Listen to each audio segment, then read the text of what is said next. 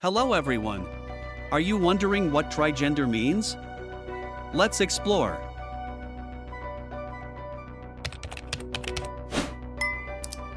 Trigender refers to identifying with three genders, either simultaneously or at different times. A trigender person might feel a connection to three distinct genders, which could include male, female, and a non-binary gender, or any other combination of genders. This identity reflects the diversity of gender experiences, allowing for the coexistence of multiple gender identities within the same person.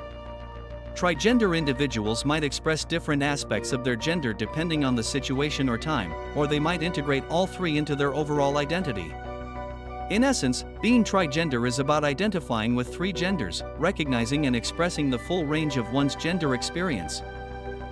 Please like the video and leave a comment to support my job. Thank you for watching and see you later. Goodbye.